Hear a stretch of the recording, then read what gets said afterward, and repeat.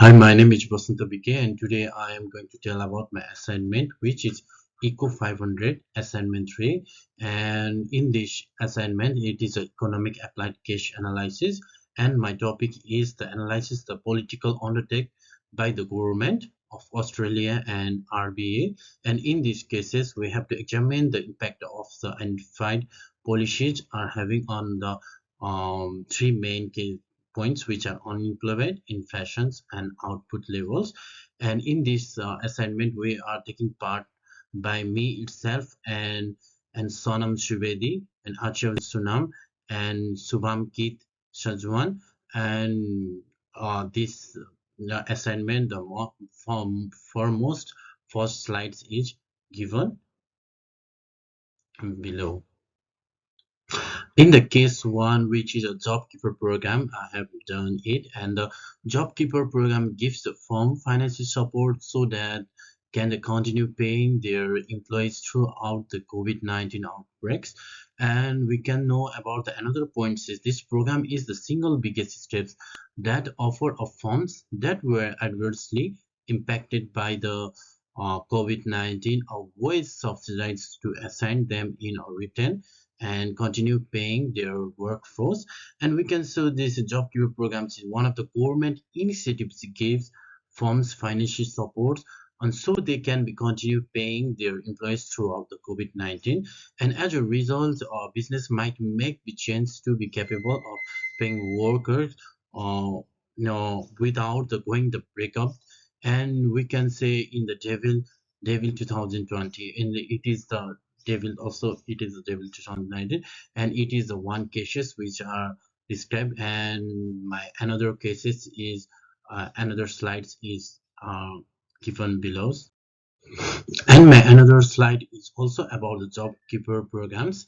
And the goals of the job keeper program was to assign the survival of a business and the jobs. And the another points is that to maintain the working relationship among the employees and their employees, employer and the employees, because in the employer also, and they have to working the relationship. If they work in relationship, then the outcome will be so great and it will be so much helpful for the organizations too.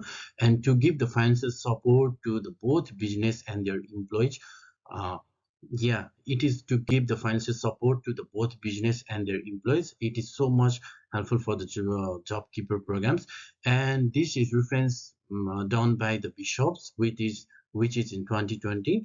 And in the general policies like the job keeper programs and low interest rate has been used by the Australian government and Reserve Bank of Australia RBA to the address economic and challenges include the employment, inflations, and output levels. Although these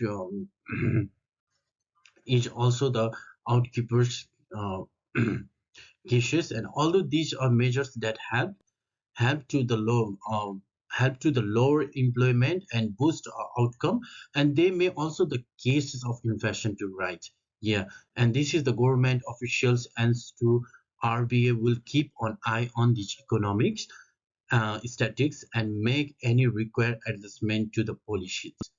And we can say so that while the government and RBH policies have improved out, output and employment levels, they have also stopped worries about the possible inflationary pressures. And also the government officials and RBA will keep an eye on the economic statistics and make any requirement adjustments uh, to their policies. That's why it's a job keeper program normally. And my another slide is speaking by the our friend, and which is Sonam Shubedi, and she will talk about the she will also the talk about the case one, and its topic is lower interest rates. She will do in next slide. Hi, it's me Sanam Suvedi. Now I'm going to present the short presentation on my topic regarding the case 1 study. So it is about the lower interest rate. Well, the Reserve Bank of Australia cash rate flow and the cash rate exchange at a lower level were kept to encourage borrowing and investments, which all stimulate economic growth and lead to the creation of new job opportunities, as we all know, by lowering borrowing costs and raising demand for products and services. This strategy has helped to increase output levels. So for the second point, I'm gonna explain in the second video. So next slide. So next slide is on the date, like November 3, 2020, the Reserve Bank announced a 100 million bond purchase program under which it would buy goods in the secondary market from the Australian government as well as from the states and the territory. There would be an increase in the price of gas as well as consideration of inflation that was rising. Thank you. This was my part from Sonam Suwedi 2017 3370 is my postcode number. Thank you. So in case 2, we need to find the equilibrium function of the income. So we can find it by the aggregate demand function AD is equal to C plus I plus G plus NG. And with the given values, the equilibrium level income will be y is equal to 15750. And next we need to calculate the output gap. So the size of the output gap can be calculated by subtracting the equilibrium level of income from the potential output. So with that, the output gap will be minus 750 in that.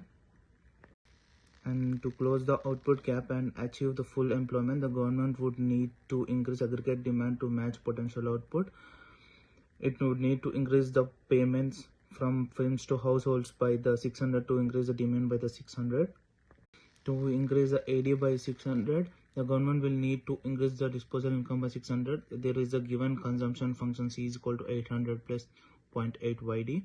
To increase the AD by 600, taxes need to be decreased by 600 by 0.8, it's 750. 3. Open market is a term in which RBI sells and buy government securities, so there is an effect of the movement of cash in and out of the business is called open market operation. If RBI buys government securities, then the cash flow increase and cash rate decrease if RBI sells government securities.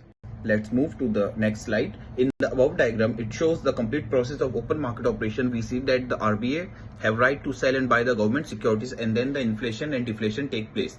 Deflation, when the buyers and the price decreases, the purchasing power increase over a given period of time, called deflation. Inflation, when the price of goods and services in the economy increase over a given period of time, then the purchasing power decrease is called inflation.